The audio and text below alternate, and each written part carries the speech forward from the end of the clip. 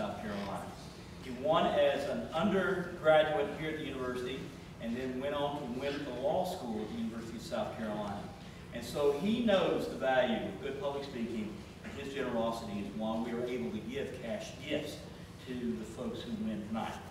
All right, our second public speaker is Mr. Graham Harris, a sophomore, an economics major from Greenville, South Carolina, CTE, a killer in contact sports.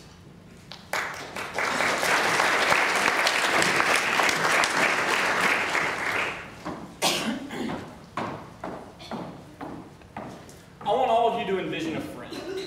But not just any friend, I want you to envision a friend that always smiles. I know for me personally, with exams coming up next week, sometimes I just want to be in a bad mood. And I want everybody around me to just let me be in a bad mood and just let me sulk in my stress. But I want you to picture a friend that you just can't be mad around, that you just can't be in a bad mood around. And now I want to introduce you to somebody you don't know. Owen Thomas is one of those friends. 2 years ago, he was a football player at the University of Pennsylvania. He was a captain and he was a senior. He was loved and trusted by everybody on his team. On an April day, very similar to this one, almost exactly 2 years ago, Owen called his mother to wish her happy birthday. 4 hours later, Owen grabbed a rope, he went into his dorm room, and he hung himself from his rafters. There were obviously a lot of unanswered questions, and so his body was donated to the Boston University Medical School, and upon autopsy they discovered this disease. This big long word is pronounced chronic traumatic encephalopathy. And basically what it is, I'm going to show you some pictures and some details later, but basically it's a degenerative brain disease that affects athletes of high contact sports when they have concussions.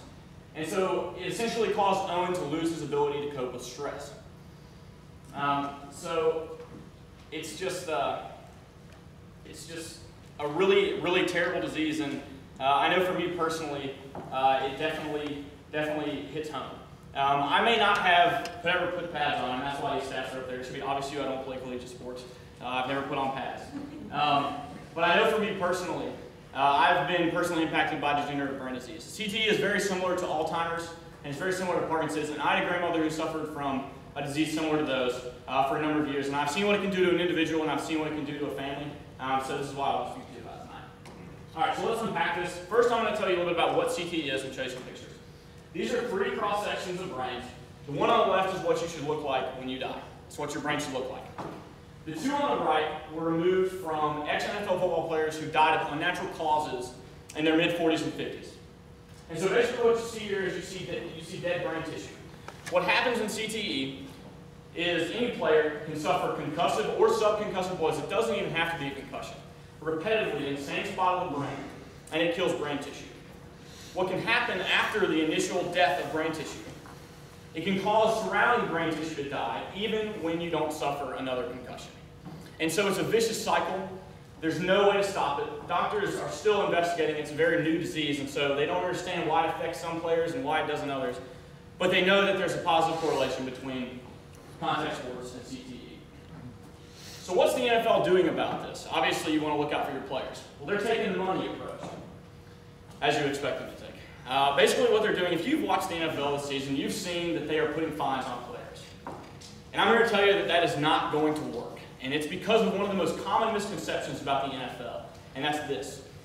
People think that players view the game of football the same way that you view it, and that's a game. It's not a game to them. It's how they make their living. It's how they provide for their family. It's their well-being. And so if what it takes for you to keep your starting position is to hit another guy to the point where you're going to knock him out of the game, then that's what you're going to do. The average career in the NFL is 4 years, and the minimum salary is $300,000. Most of the players that you see on the field are not the majority. The ones that are in the NFL, the majority are the few on the practice squad making $300,000.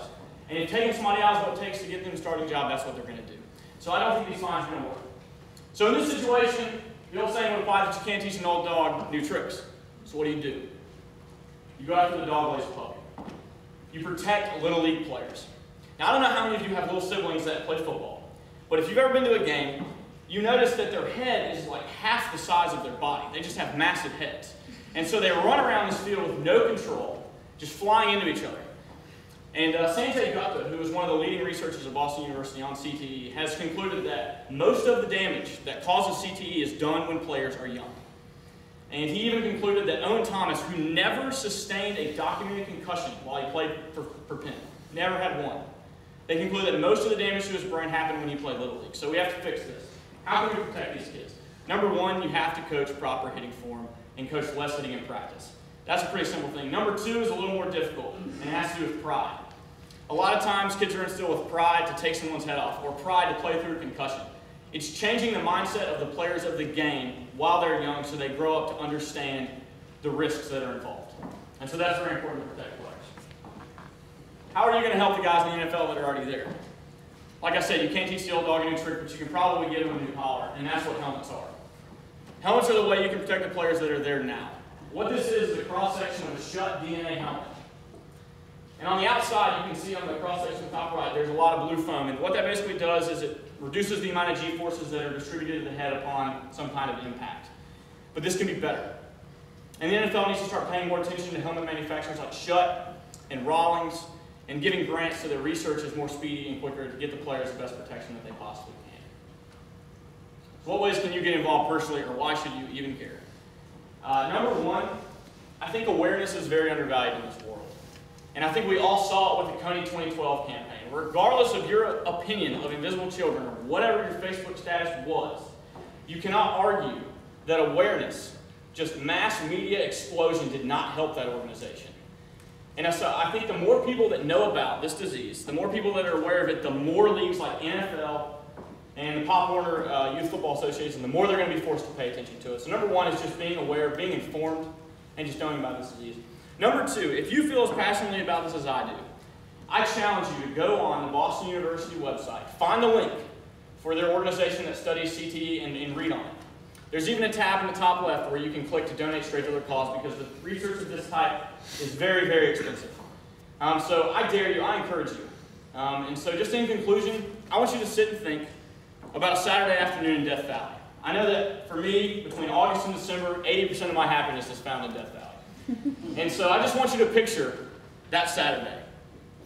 And I want you to realize what is happening to the players on the field. Now, don't get the picture that every single person that gets hit in the head is going to die when they're 40. Okay, I don't want you to have that picture. But just understand that this is probably affecting and happening in some of the guys that are on that field. And so what you need to do is you just need to be informed about it. And just know that there are more ways that we can keep these players safe.